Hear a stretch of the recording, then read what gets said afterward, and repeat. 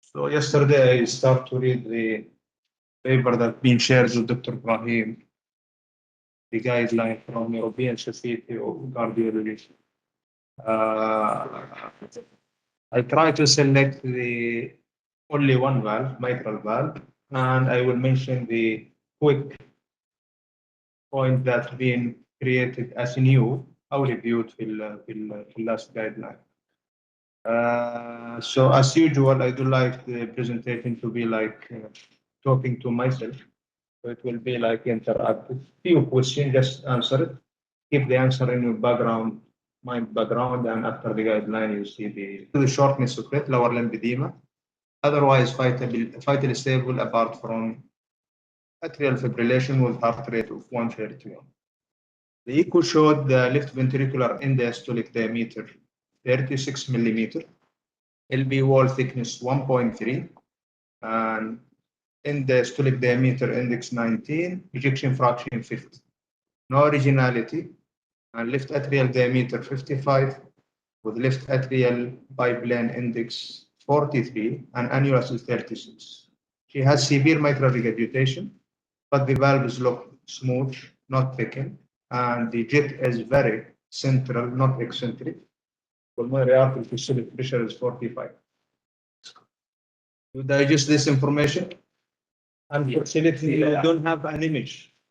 So this question not containing an image. Dr. Arqam is secondary. You have another question for secondary.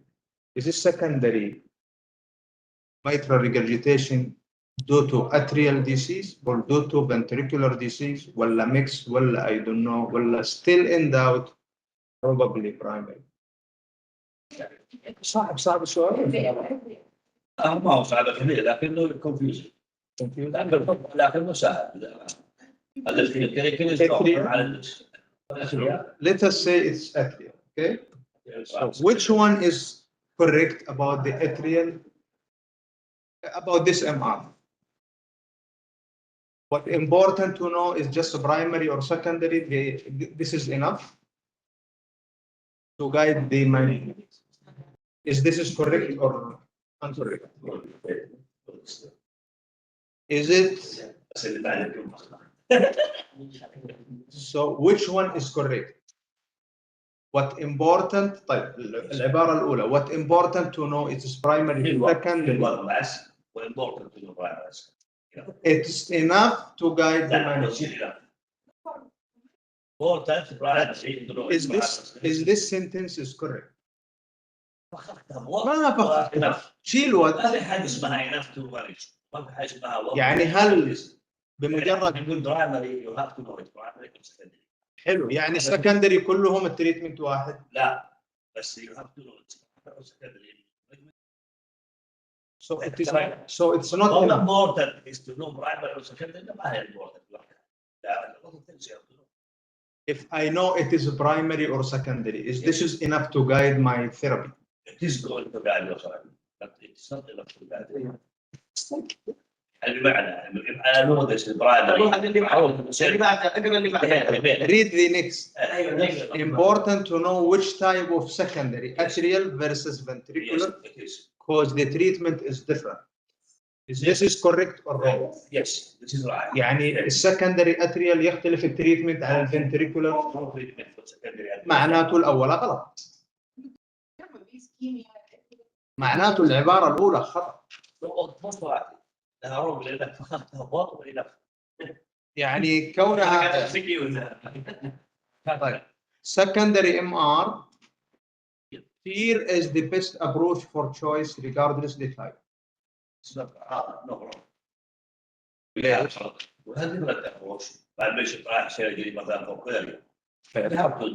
لا نتكلم على السكندري في فنتريكولر واتريال.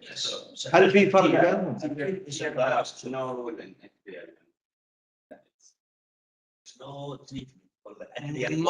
It is not 100% correct sentence. يعني ما هي no rule بس السيرجري is better. طيب no indication for tear in primary MR in last guideline. No, that- This is correct ولا يا ابراهيم انت عارف بحس اني اصلا شفت ذاتك الاسئله لكنها فعلا ديليكيت يعني اللي ما هو قارئ وعارف لا يجاوب. الاسئله مستفزه لا يجاوب. الاسئله مستفزه عم ابراهيم يحاول يثبت انه حضر. لا لانه الذي هيرد a lot of things غيرت. طيب الشباب وش رايكم؟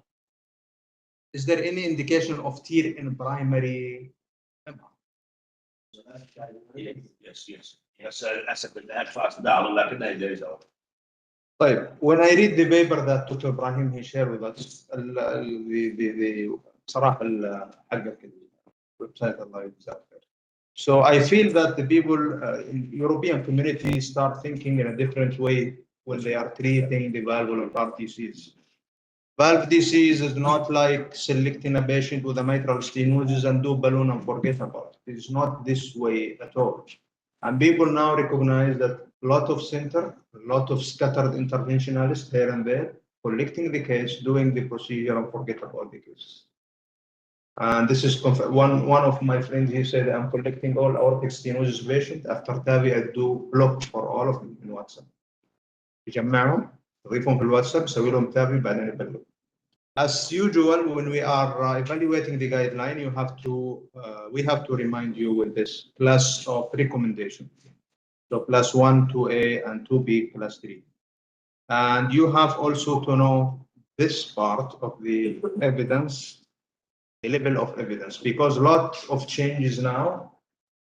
You will notice the changing from 2A, level of evidence B, to 2A, level of evidence A.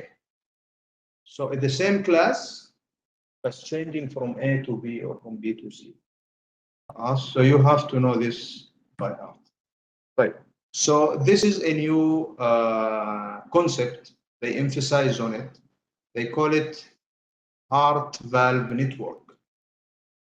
Heart valve network to avoid that mistake we mentioned earlier.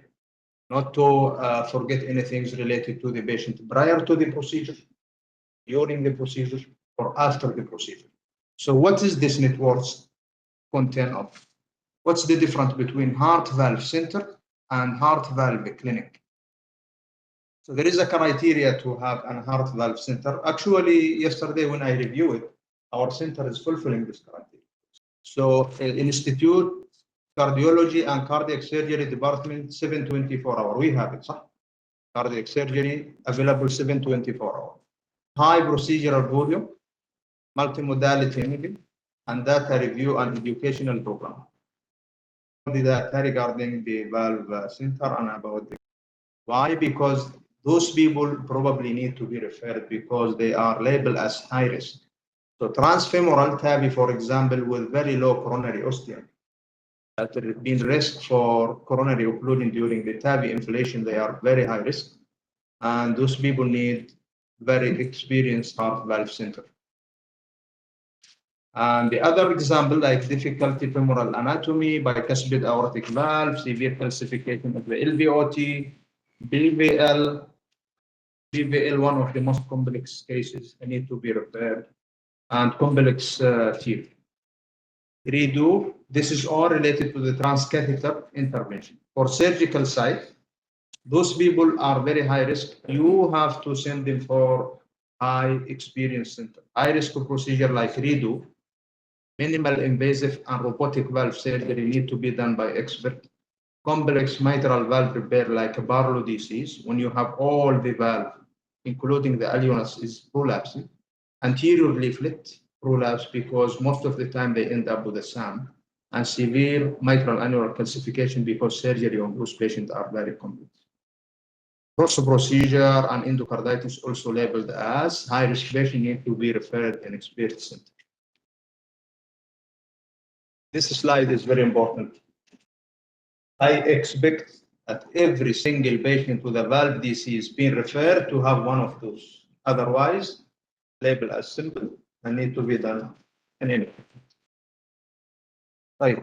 They also emphasize on this in the last guideline, something called integrative imaging assessment patient with a valvular heart disease.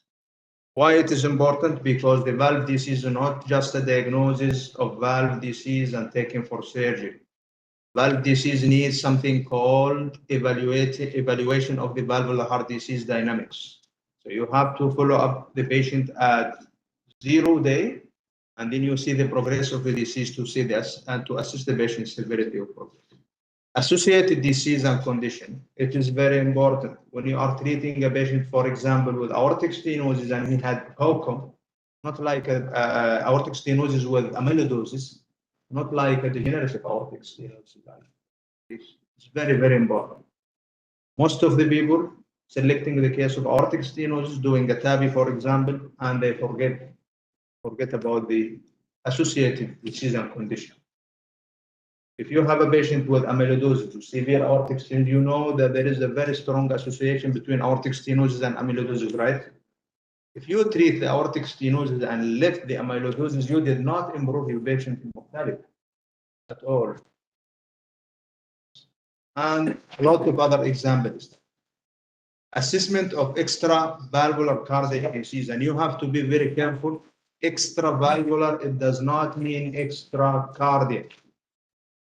Extravalvular mean inside the heart, but outside the valve. For example, mitral stenosis, patients having severe left atrial dilatation. You treat the valve, but you did not treat the left atrial side, and you did not prevent the atrial fibrillation. You did not prevent the stroke. If you just treat the valve and leave the patient, probably he will not improve. And I will ask you, how many patients, for example, having mitral stenosis, he did the procedure, he came to you, and he said, I did not feel much better. Almost the same. Because you treat one part of his story, but you forget the rest. So if I want to take an example for multimodality imaging, so transthoracic echo is very important for initial diagnosis and for follow-up. Transesophageal echo, I cannot find a modality best than TEE guiding the procedure and the plan. How to inflate the balloon, where is to put the puncture, this is transesophageal echo job. CT is very important to see the adjacent structure and to rule out any possible complication like ostium location and all of this. Cardiac MRI, there is no modality best than cardiac MRI assessing the volume. You have difficulty to assess, for example, regurgitant volume. You have nothing else regarding the volume except the MR. Last week, we have a patient having MR, AR, and ASD. Whatever the equation you use, gonna be over or underestimating your calculation. You have to do at the end cardiac MRI to assess the. So this very important integrative imaging assessment when you are assessing a patient for valve surgery. Don't use one modality, but use all the modality to plan for your patient. This is very important slide. I keep it in the presentation because every day we are missing it. If you have a patient with valvular disease, you have to start with clinical examination and clinical assessment with basic lab, basic pro-BNP, CBC, creatinine, everything's from zero. And then you have to confirm the diagnosis using the image. And then you have to see the complication or concomitant valvular disease, and you have to see the patient comorbidity. Then you discuss it in the heart meeting. At the end, you see how many subspecialty, how many modality being involved in a patient assessment. Huge number of people assessing that one patient to end up with one plan. So just imagine your patient. He really will be confused. And every single doctor, he will give him a plan.